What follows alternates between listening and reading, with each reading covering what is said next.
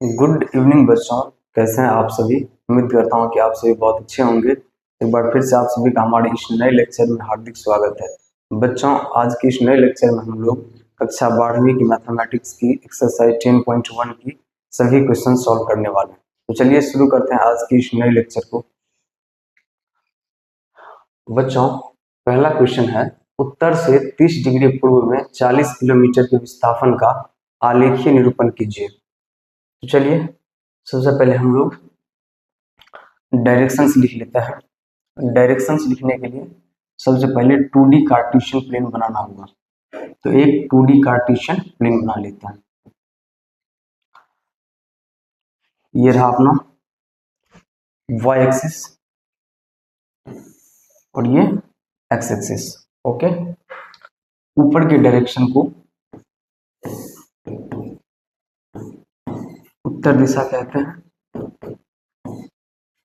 और उत्तर दिशा को अंग्रेजी में नॉर्थ डायरेक्शन बोलते हैं। ओके, उत्तर दिशा के जस्ट ऑपोजिट डायरेक्शन को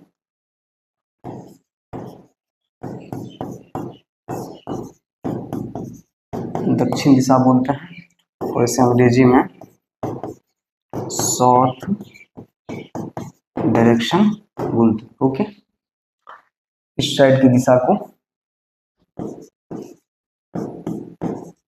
पश्चिम दिशा कहते हैं और पश्चिम दिशा को अंग्रेजी में वेस्ट डायरेक्शन बोलते हैं। इसी प्रकार इसके जस्ट ऑपोजिट साइड के डायरेक्शन को पूर्व दिशा बोलते हैं और पूर्व दिशा को अंग्रेजी में ईस्ट डायरेक्शन कहते हैं। East direction. ओके, अब क्वेश्चन है, उत्तर से 30 डिग्री पूर्व में, ये अपना उत्तर डायरेक्शन है, ये अपना उत्तर दिशा है। तो उत्तर से 30 डिग्री पूर्व में, उत्तर से 30 डिग्री पूर्व में। ओके, हमें पता है कि प्रत्येक दो एक्सिस के बीच का एंगल जो है वो 90 डिग्री का होता है, अर्थात इस कोण का वैल्यू कितना है, 90 डिग्री।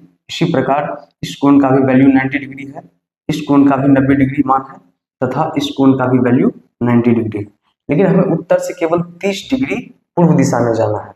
तो क्या करना होगा, 90 डिग्री का 1/3 भाग लेना होगा, 90 डिग्री का 1/3 पार्ट लेना होगा। ओके, तो मान लेते हैं कि ए बी एक वेक्टर है, ए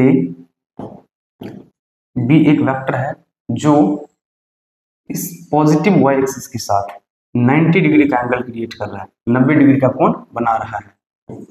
मतलब इस कोण का वैल्यू कितना है, सॉरी मिस्टेक, 90 डिग्री नहीं 30 डिग्री। एक सेकंड,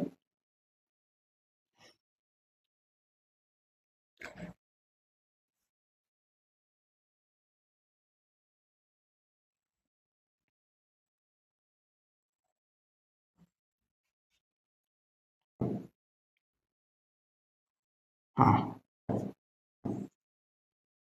तो मान लेते हैं कि ए बी वेक्टर जो है इस पॉजिटिव y एक्सिस के साथ 30 डिग्री का एंगल क्रिएट कर रहा है। कितने डिग्री का, 30 डिग्री का। तो उत्तर से 30 डिग्री पूर्व में चलिए। अब क्या है ना, उत्तर से 30 डिग्री पूर्व में चलने पर ये जो ए बी वेक्टर बन रहा है, इस ए बी वेक्टर के पॉइंट ए से बी तक का डिस्प्लेसमेंट कितना होना चाहिए, 40 किलोमीटर। कितना होना चाहिए, 40 किलोमीटर। तो क्या कर रहे हैं कि इस ए बी वेक्टर को 4 इक्वल पार्ट्स में ब्रेक कर दे रहे हैं। ओके, तो मान लेते हैं कि एक खंड ये रहा, दूसरा खंड ये, तीसरा खंड ये और चौथा खंड ये। और प्रत्येक खंड की लंबाई कितना है, 10 किलोमीटर। प्रत्येक खंड की लंबाई कितना है, 10 किलोमीटर। कहने का अर्थ यह है कि ये भी 10 किलोमीटर लंबाई की है, इसकी भी लेंथ 10 किलोमीटर है, इसकी भी लेंथ 10 किलोमीटर है एंड इसकी भी लेंथ 10 किलोमीटर है। तो उत्तर से 30 डिग्री के एंगल पर पूर्व डायरेक्शन में, उत्तर से 30 डिग्री के एंगल पर पूर्व डायरेक्शन में 40 किलोमीटर विस्थापन के साथ आलेखीय निरूपण कर दिए। ओके, तो इस क्वेश्चन का आंसर यही है। तो आप लोग फटाफट स्क्रीनशॉट ले लीजिए। अब हम लोग सेकेंड क्वेश्चन को सॉल्व करेंगे। ओके, तो मैं इसे क्लीन कर दे रहा हूं। चलिए चलते हैं सेकेंड क्वेश्चन पर।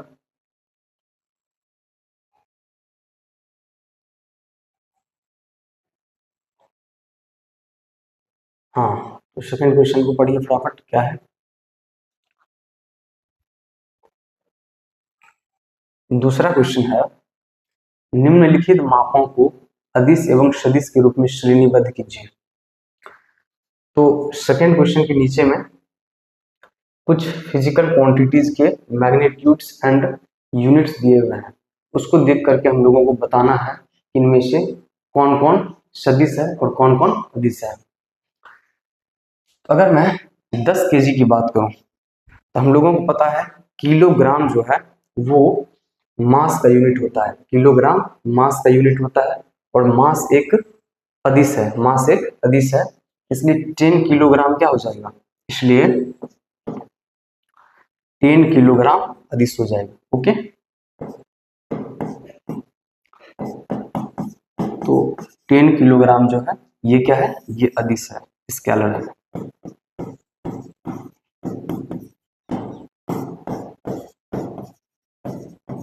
ओके, दूसरा क्वेश्चन क्या है, दूसरा है 2 मीटर उत्तर पश्चिम, 2 मीटर उत्तर पश्चिम। अब क्या है ना, डिस्टेंस के साथ साथ डायरेक्शन भी दे दिया है। तो अब ये डिस्टेंस नहीं रहा, अब ये डिस्प्लेसमेंट हो गया। क्या है, डिस्प्लेसमेंट। और डिस्प्लेसमेंट जो है वो एक वेक्टर है, डिस्प्लेसमेंट एक वेक्टर क्वांटिटी है, तो इसलिए 2 मीटर उत्तर पश्चिम भी क्या हो जाएगा, ये भी सदिश हो जाएगा। ओके, तो ये क्या है, ये सदिश है। बताइए तीसरा क्वेश्चन क्या है। तीसरा है 40 डिग्री, 40 डिग्री। अब ये किसी एंगल का वैल्यू है, कोण की मान है, अर्थात यहाँ पर ओनली मैग्नीट्यूड दिया हुआ है, साथ में डायरेक्शन नहीं दिया है, तो इस बेसिस पर हम लोग इसे अदिश बोल सकते हैं। ओके, ये क्या है, अदिश है, क्योंकि ओनली मैग्नीट्यूड दिया हुआ है।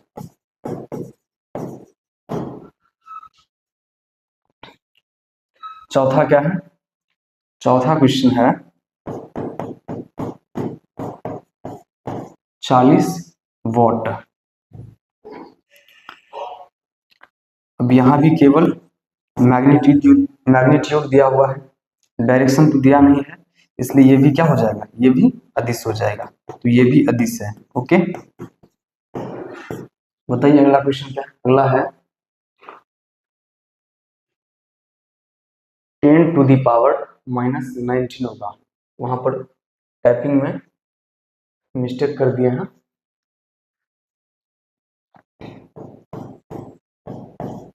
10 to the power -19 coulomb. Okay,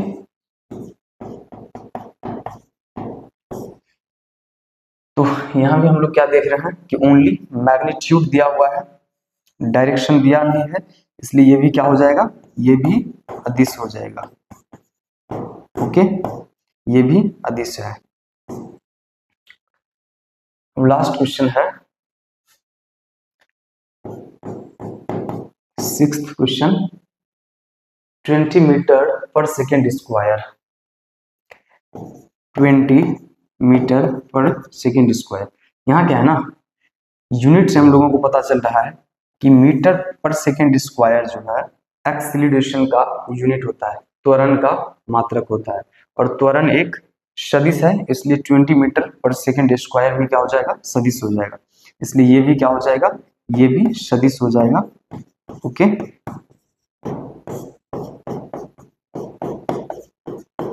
तो आई होप आप लोगों को सेकेंड क्वेश्चन का सॉल्यूशन समझ में आ गया होगा। तो चलिए हम लोग तीसरे क्वेश्चन को सॉल्व करते हैं। तो आप लोग इसका स्क्रीनशॉट ले लीजिए। अब मैं इसे क्लीन कर दे रहा हूं। चलते हैं तीसरे क्वेश्चन पर। हाँ, बताइए क्या है तीसरा क्वेश्चन। तीसरा क्वेश्चन है निम्नलिखित को अदिश एवं सदिश राशियों के रूप में श्रेणीबद्ध कीजिए। अब बहुत ही आसान क्वेश्चन है। पहला क्वेश्चन क्या है, समय कालांश। पहला क्वेश्चन है समय कालांश। समय कालांश को अंग्रेजी में टाइम पीरियड बोलते हैं। क्या बोलते हैं, टाइम पीरियड। और टाइम पीरियड जो है ना, टाइम के साथ हम लोग डायरेक्शन बताते हैं क्या, तो आप लोग बोलिएगा बिल्कुल भी नहीं। इसलिए टाइम पीरियड क्या हो जाएगा, टाइम पीरियड अदिश हो जाएगा। टाइम पीरियड क्या हो जाएगा, अदिश। तो ये अदिश है, ओके, स्केलर है, क्योंकि टाइम पीरियड के साथ डिस्टेंस नहीं बताया जाता है, ओके। अब दूसरा है दूरी। अब दूरी भी क्या है, स्केलर है, दूरी भी अदिश है। दूरी को अंग्रेजी में डिस्टेंस कहा जाता है, और डिस्टेंस के साथ भी डायरेक्शन बताना आवश्यक नहीं है, इसलिए दूरी भी क्या हो जाएगा, दूरी भी स्केलर हो जाएगा। ये भी अदिश है, ओके। अगला क्वेश्चन क्या है, बोलिए। तीसरा क्वेश्चन है बल। अब देखिए बल जो है ना, बल क्या है, सदिश राशि है। बल क्या है, सदिश राशि है। क्योंकि अगर आप किसी वस्तु पर बल लगा रहे हैं तो बल किस दिशा में लगा रहे हैं वो भी बताना आवश्यक होता है, ओके। इसलिए बल क्या हो जाएगा, बल सदिश हो जाएगा। तो ये वेक्टर है, ओके। अगला क्वेश्चन है वेग। चौथा क्वेश्चन क्या है, वेग। और वेग को अंग्रेजी में क्या बोलते हैं, वेलोसिटी। और क्या है ना, देखिए अगर स्पीड के साथ डायरेक्शन भी बता दीजिएगा, स्पीड के साथ डायरेक्शन भी बता दीजिएगा, तो वही वेग होता है। वही क्या होता है, वेग होता है। और वेग एक सदिश है। ये क्या है, सदिश वेक्टर है, ओके। एक और क्वेश्चन लास्ट में, कार्य। तो बताइए कार्य क्या है। तो कार्य जो है,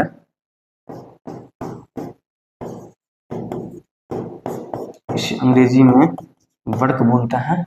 और कार्य आप कितना कर रहे हैं वो तो बताना आवश्यक है, लेकिन किस दिशा में कर रहे हैं वो बताना, डायरेक्शन बताना आवश्यक नहीं है। इसलिए कार्य जो है एक सदिश है। कार्य क्या है, सॉरी, कार्य एक अदिश है। कार्य क्या है, अदिश है, स्केलर है, ओके। तो आई होप आप लोगों को तीसरे क्वेश्चन का भी सोल्यूशन समझ में आ गया होगा। तो आप लोग फटाफट इसका स्क्रीनशॉट ले लीजिए। अब हम लोग चौथे क्वेश्चन की तरफ आगे बढ़ेंगे, ओके। तो चलिए अब हम लोग चौथे क्वेश्चन को सॉल्व करेंगे।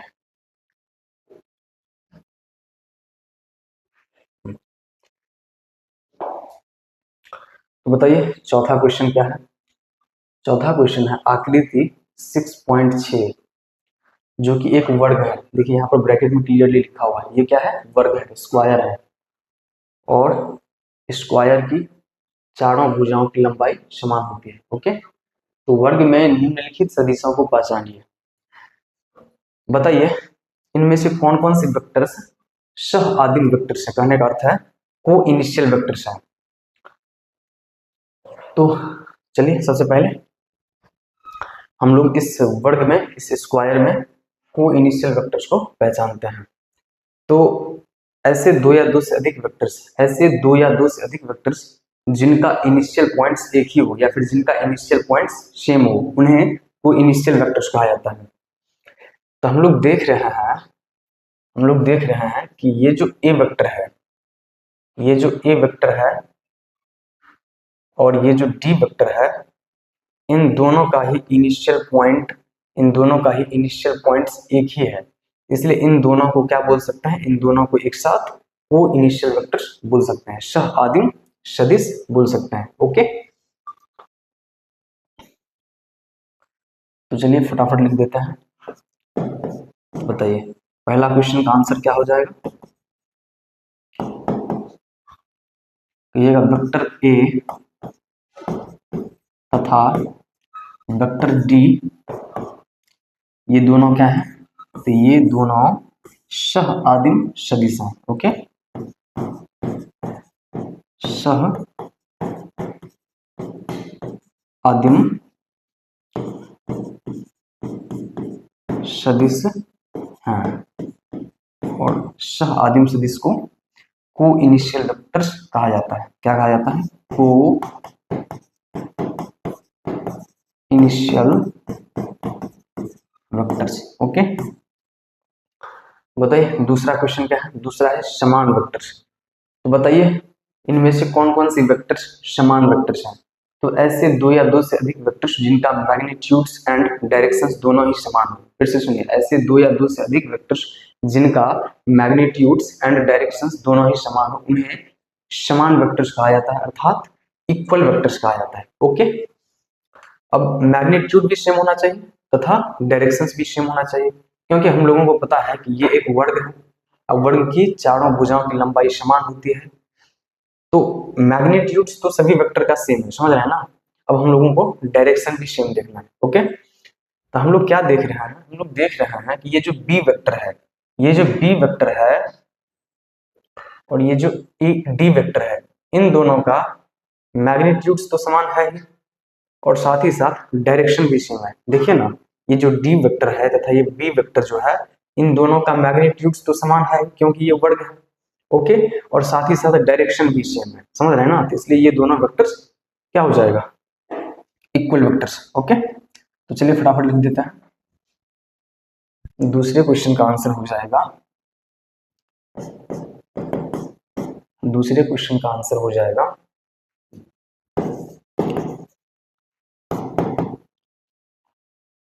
डी वेक्टर तथा B vector are equal vectors. Okay, समान सदिश हैं, समान सदिश हैं और समान सदिश को अंग्रेजी में इक्वल वेक्टर्स कहा जाता है, इक्वल वेक्टर्स कहा जाता है। बताइए लास्ट क्वेश्चन क्या है। लास्ट क्वेश्चन है संरेख परंतु असमान। अब बताइए संरेख सदिश क्या होता है, संरेख सदिश क्या होता है। तो ऐसे दो या दो से अधिक सदिश, ऐसे दो या दो से अधिक सदिश जो एक ही रेखा पर हो या फिर एक दूसरे के समांतर हो, जो एक ही रेखा पर हो या फिर एक दूसरे के समांतर हो, उन्हें संरेख सदिश कहा जाता है। और असमान सदिश क्या होते हैं, तो ऐसे सदिश जिनका मैग्नीट्यूड्स तथा हाँ मैग्नीट्यूड्स तथा डायरेक्शंस दोनों ही अलग अलग। तो हम लोगों को ऐसे सदिश को चूज करना है जो एक दूसरे के पैरेलल हो, समांतर हो, साथ ही साथ जिनका डायरेक्शंस विपरीत हो, जिनका क्या विपरीत हो, डायरेक्शंस विपरीत हो। तो चलिए देखते हैं। तो हम लोग क्या देख रहे हैं, हम लोग देख रहे हैं कि ये जो ए वेक्टर है, समझ रहे हैं, ये जो ए वेक्टर है और ये जो सी वेक्टर है, इन दोनों का मैग्नीट्यूड्स तो सेम है बट डायरेक्शंस विपरीत है, दिशा अलग अलग है ना। क्योंकि ए वेक्टर की दिशा इस दिशा से उस दिशा की ओर है, लेकिन सी वेक्टर की दिशा जो है वो इधर से इधर है। मतलब इन दोनों ही वेक्टर्स की दिशा तो विपरीत है बट मैग्नीट्यूड्स क्या है, सेम है। और ये दोनों ही वेक्टर्स पैरेलल हैं, तो इसलिए इन दोनों को हम लोग क्या बोल सकते हैं, संरेख परंतु असमान। समझ रहे हैं ना, ये दोनों ही वेक्टर्स संरेख तो हैं बट और समान है, क्योंकि इन दोनों ही वेक्टर्स की डायरेक्शंस सेम नहीं है। ओके, तो बताइए तीसरे क्वेश्चन का आंसर क्या हो जाएगा।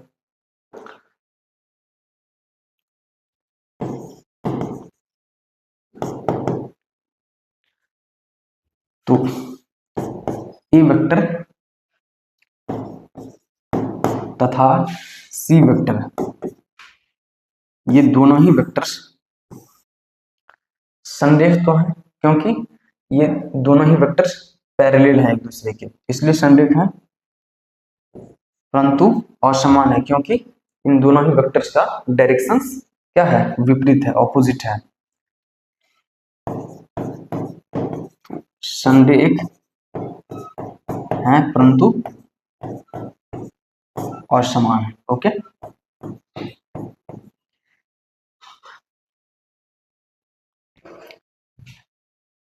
तो वेक्टर्स को असमान होने के लिए जरूरी नहीं है कि मैग्नीट्यूड्स बराबर नहीं हो।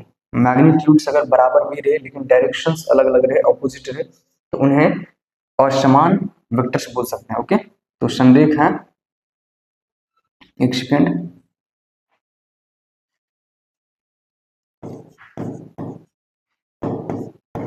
संरेख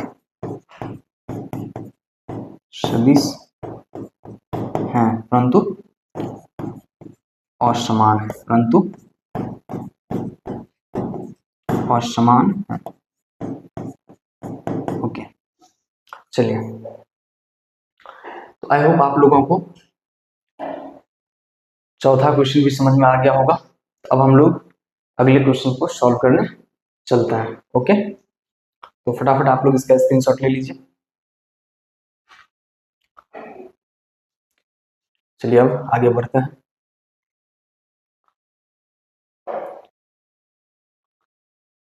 मैं इसे क्लीन कर दे रहा हूं, तो फटाफट इस क्वेश्चन को पढ़िए। पांचवा क्वेश्चन है, निम्नलिखित का उत्तर सत्य अथवा असत्य के रूप में दीजिए। तो पहला क्वेश्चन क्या है, ए वेक्टर तथा माइनस ए वेक्टर संरेख है। बिल्कुल, संरेख होने के लिए जरूरी नहीं है कि दोनों ही वेक्टर्स की डायरेक्शंस भी सेम हो। संरेख सदिश होने के लिए जरूरी नहीं है कि दोनों ही वेक्टर्स के डायरेक्शंस भी सेम हो। इसे इस तरह से समझिए, इसे मान लीजिए एक वेक्टर ए है, एक वेक्टर ए है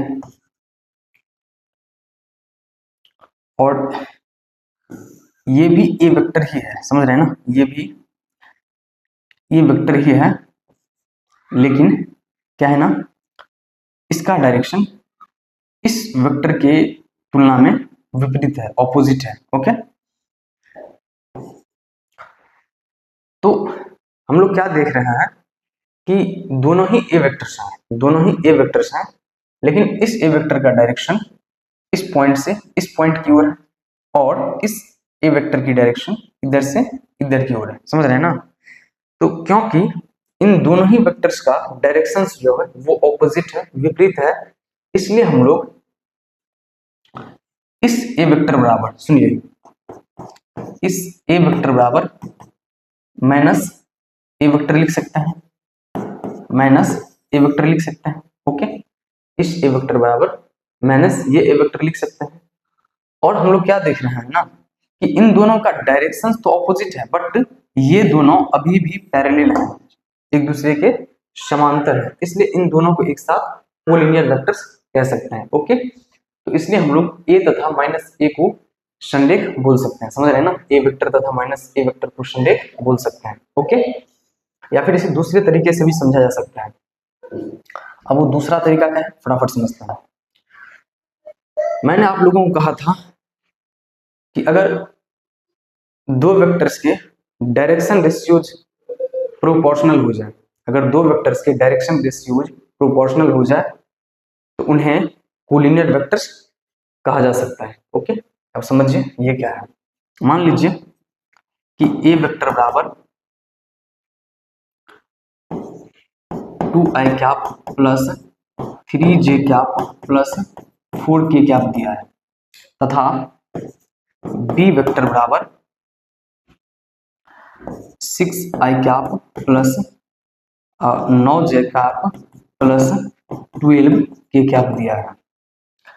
अब इन दोनों ही वेक्टर्स के डायरेक्शन रेशियोज का रेशियो निकालिए, तो देखिए समान अनुपात में है कि नहीं है।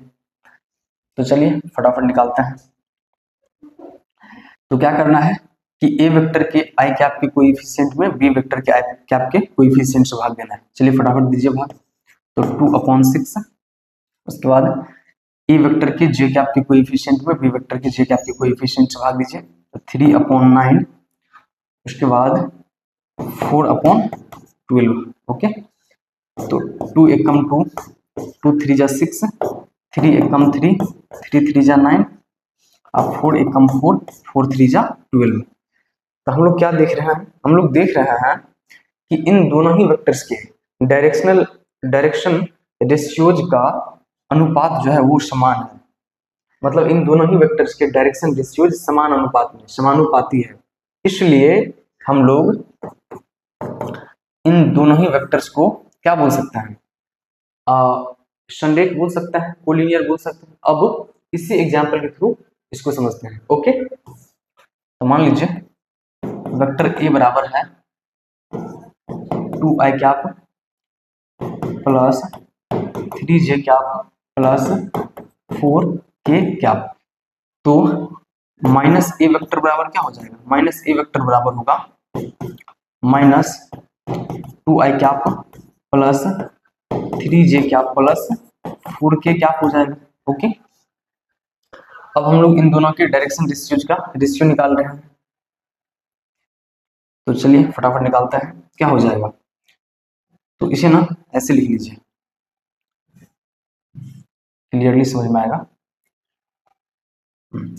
इसे इस तरह से लिख लेते हैं, -2i cap minus 3j cap और माइनस 4k कैप। ओके,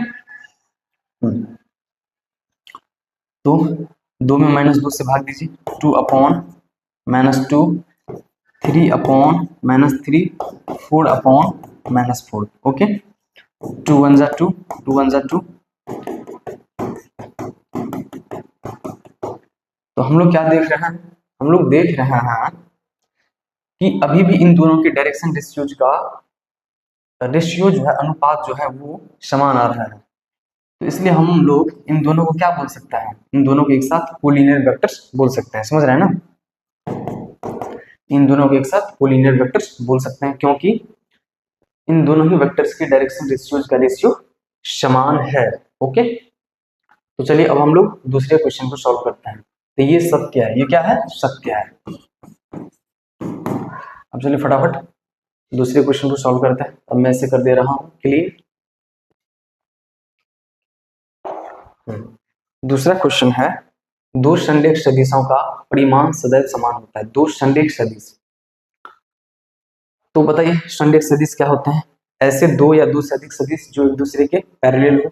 अब संरेख सदिश होने के लिए परिमाण तथा डायरेक्शंस का सेम होना आवश्यक नहीं है। समझ रहे हैं ना, संरेख सदिश होने के लिए परिमाण तथा डायरेक्शंस का क्या होना, समान होना आवश्यक नहीं है। जैसे मान लीजिए कि दो संरेख सदिश ड्रॉ कर दे रहे हैं। ओके, मान लेते हैं कि ये ए वेक्टर है और ये बी वेक्टर है। समझिए, ये बी वेक्टर है और ये ए वेक्टर है। देखिए ये दोनों संरेख सदिश हैं, क्योंकि ये दोनों एक दूसरे के पैरेलल हैं, समांतर, इसलिए ये दोनों संरेख सदिश हैं।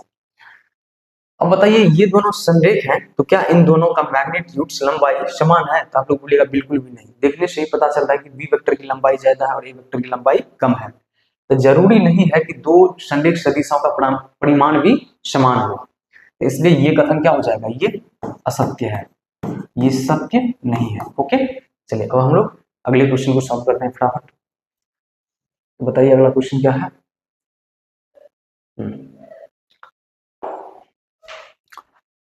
तीसरा क्वेश्चन है, समान परिमाण वाले दो सदिश संरेख होते हैं। समान परिमाण वाले दो सदिश संरेख होते हैं। चलिए हम लोग दो समान परिमाण वाले सदिश को ड्रॉ करते हैं।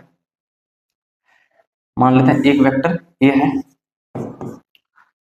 और ये दूसरा वेक्टर बी है। मान लेते हैं कि इस ए वेक्टर का मैग्नीट्यूड, इस ए वेक्टर का मैग्नीट्यूड 4 यूनिट है। कितना है, 4 यूनिट है। इसी प्रकार इस बी वेक्टर का भी मैग्नीट्यूड कितना है, 4 यूनिट है। कितना है, 4 यूनिट है। अब क्या है ना कि इन दोनों ही वेक्टर्स के परिमाण तो समान है, मैग्नीट्यूड्स तो सेम, बट ये दोनों ही वेक्टर्स एक दूसरे के पैरेलल नहीं है, समझ रहे हैं ना, समांतर नहीं है, इसलिए इन दोनों को संडेक सदिश नहीं बोल सकते, समझ रहे हैं ना, इसलिए ये दोनों ही सदिश संडेक नहीं है। तो जरूरी नहीं है कि दो समान परिमाण वाले सदिश संडेक भी हो जाए, समझ रहे हैं ना, जरूरी नहीं है कि दो समान परिमाण वाले सदिश संडेक भी हो जाए, इसलिए ये भी कथन क्या है, ये भी कथन असत्य है, ये भी कथन असत्य है। ओके, चलिए बताइए चौथा क्वेश्चन क्या है। तो चौथा क्वेश्चन है, चौथा है समान परिमाण वाले दो संडेक सदिश समान होते हैं, समान परिमाण वाले दो संडेक सदिश समान होते हैं। तो हम लोग क्या करते हैं ना, समान परिमाण वाले दो संडेक सदिश ड्रॉ करते हैं। ओके, समझिए इसे फटाफट, समान परिमाण वाले और संडेक भी होना चाहिए। तो मान लेता है ये एक वेक्टर ए है और ये वेक्टर बी है। ओके, मान लेता है ए वेक्टर का डायरेक्शन जो है वो इस पॉइंट से इस पॉइंट की ओर है। ओके, और एक सेकेंड,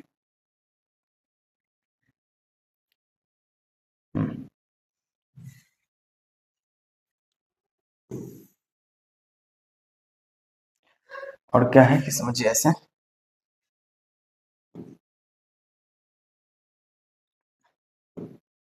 ओह शिट,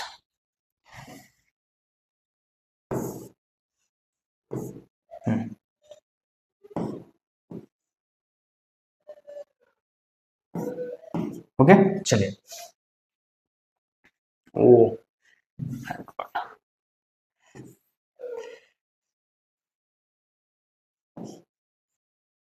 ठीक है। तो मान लेते हैं कि ये अपना ए वेक्टर है और ये अपना पी वेक्टर है, कोई दिक्कत नहीं, ये अपना ए वेक्टर और ये क्या है, पी वेक्टर है। इन दोनों ही वेक्टर्स के मैग्नीट्यूड समान है, साथ ही साथ ये दोनों एक दूसरे के पैरेलल भी हैं, समांतर भी हैं, इसलिए इन दोनों वेक्टर्स को क्या बोल सकते हैं, इन दोनों ही वेक्टर्स को क्या बोल सकते हैं, संडेक सदिश बोल सकते हैं। लेकिन इन दोनों का डायरेक्शन इक्वल नहीं, इन दोनों का डायरेक्शन सेम नहीं, इसलिए इन दोनों को समान सदिश नहीं बोल सकते हैं। तो जरूरी नहीं है कि दो समान परिमाण वाले, जरूरी नहीं है कि दो समान परिमाण वाले संडेक सदिश समान ही होंगे, समझ रहे हैं ना। तो इसलिए ये भी कथन क्या है, ये भी कथन असत्य है, ये भी कथन क्या है, ये भी असत्य है। ओके, तो आई होप आप लोगों को कक्षा 12वीं की मैथमेटिक्स की एक्सरसाइज 10.1 के सभी क्वेश्चंस का सॉल्यूशन आसानी से समझ में आया होगा। तो बच्चों आज के इस नए लेक्चर को यहीं तक रखते हैं। ओके, अगर आप लोगों को मेरे पढ़ाने का तरीका अच्छा लगा हो तो आप लोग वीडियो को लाइक एंड शेयर कर दीजिएगा, साथ ही साथ चैनल को सब्सक्राइब कर दीजिएगा। ओके, थैंक यू बच्चों।